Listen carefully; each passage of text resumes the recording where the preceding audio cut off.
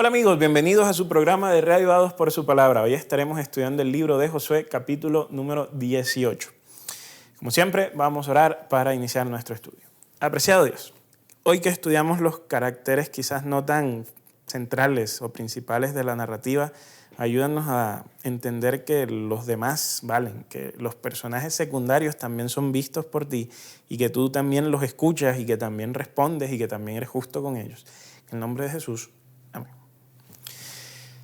Cuando hablamos de las tribus de Israel, usualmente nos centramos en aquellas que suelen ser llamativas.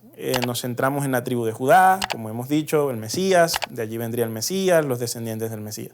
Pensamos en la tribu de Leví y decimos, es que ellos tienen la responsabilidad de ministrar ante Dios, de servir en las cosas sagradas, de que el sumo sacerdote tenía acceso al lugar santísimo, de que los sacerdotes al santo, de que los levitas ayudaban con el montaje y desmontaje de la tienda. Pero a veces se nos olvida que no eran 2 tribus o que no eran 3 tribus, que eran 12 tribus. Y cuando pensamos en este hecho, hay tribus que a veces son pasadas por alto. Son tribus que la gente no les presta mucha atención, como que no las determina de mucho. El capítulo 18 y 19 de Josué lo que van a hacer es contarnos, qué pasó con las otras tribus y cuál fue el territorio que ellas recibieron. Porque, como hemos visto, hasta ahora Judá, importante, Manasés, importante, Efraín, importante. Claro, Manasés y Efraín importantes por José. Pero entonces, ¿qué pasa con el resto? ¿Qué pasa con el resto de tribus? Usualmente cuando uno estudia una narrativa, toda narrativa va a tener unos caracteres que son centrales, y hay unos caracteres que son, podríamos llamarlos secundarios. Lo normal es que las personas que leemos o vemos una novela, por ejemplo, no siempre vamos a estar pendientes de esos actores centrales, porque ellos son, precisamente por su nombre, los que ocupan la mayor parte de la narrativa, los que hacen las cosas sorprendentes. Pero lo que en la narrativa se conoce, se estudia, es que los caracteres principales, cosas que ellos hacen o elementos o cosas que ellos dicen, no pueden ser posibles a menos de que haya la presencia de unos elementos secundarios, de esos actores secundarios que están allí, que hacen algo pequeño, que a veces nadie los ve, y aparentemente como que ya está, pasaron sin pena ni gloria. Entonces, cuando hablamos en el capítulo 18 de Josué de las otras tribus, me parece, y en el 19, me parece a mí que precisamente esto es un enfoque útil. Es Dios repartiendo el territorio a las tribus que quizás no eran tan populares, a las tribus que quizás no eran tan centrales en el desarrollo de la narrativa del Pentateuco y de Josué. Quizás quizás las tribus en general estaban pensando y diciendo, pero ¿cuándo recibiríamos nosotros la recompensa? ¿Será que sí vamos a recibir nosotros la recompensa? ¿No será que Dios acaso nos habrá mentido, nos habrá sacado de Egipto y entonces acá Dios juega con los favoritos, ¿no? Dios tiene un grupito de personas a las que consiente, pero a mí no. En el principio del capítulo 18 vemos esa Josué diciendo en el versículo 3, ¿hasta cuándo van a esperar para tomar posesión del territorio que les otorgó el Señor, Dios de sus antepasados? Nombren a tres hombres de cada tribu para que se envíe a reconocer las tierras, hagan por escrito una reseña y cuando regresen dividamos el país en 7 partes, ¿no?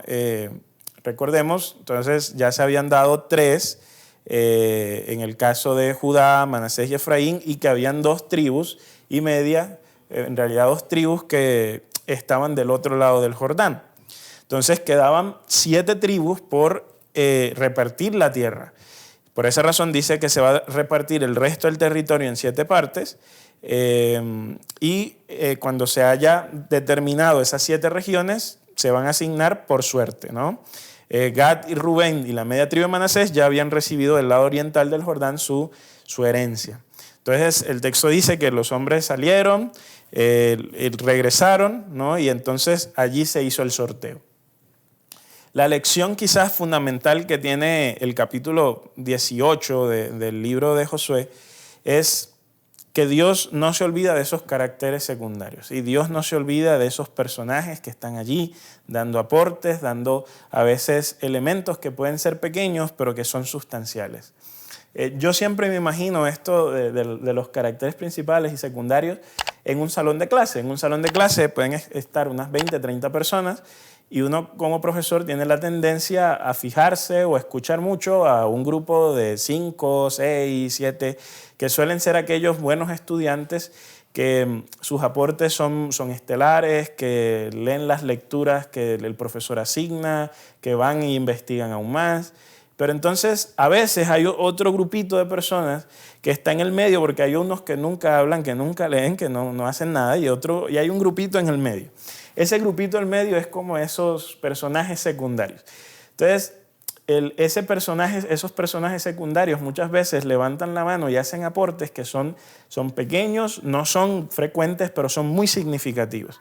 Y a veces ese tipo de estudiantes piensan que los profesores no nos damos cuenta de ellos, que sencillamente los olvidamos. En este caso, en el capítulo 18 y 19, en realidad porque la lección será la misma, Dios nos enseña que Él cuida aún aquellos que no son, entre comillas, los jugadores principales, aquellos que quizás no son los importantes, aquellos que quizás no son los favoritos, aquellos que hacen tareas pequeñas en la iglesia, que quizás no son el predicador estelar que llegó fuera del país y que llenó un estadio, que quizás no fue el maestro que todos los días se levanta los sábados y enseña por horas, que quizás no es la persona que canta el súper especial que hace que todo el mundo llore, sino que de pronto es ese hermano diácono que abre la puerta y llega temprano, sino que quizás esa persona que hace el aseo en la iglesia, sino que es esa persona que quizás hace un jugo espectacular para después de la tarde de sociedad de jóvenes, o es la persona que maneja el sonido, que usualmente nadie agradece a los del sonido. Entonces hay todo, ni el predicador, ni el maestro, ni el músico, ninguno de ellos podría llegar a funcionar si no es porque alguien llegó a abrir la iglesia o porque alguien llegó a manejar el sonido. Y el punto de hoy es, déjame decirte que también hay recompensa para esas personas, que Dios los mira, que Dios no se olvida de ellos y que aparentemente, aunque haya favoritos, Dios también le da la recompensa que Él le ha prometido a todas esas personas que son personajes secundarios, por así colocarlo. Así que no importa si tú no brillas o tú no eres ese personaje principal, Dios no se olvida de ti, Dios también te dará tu recompensa.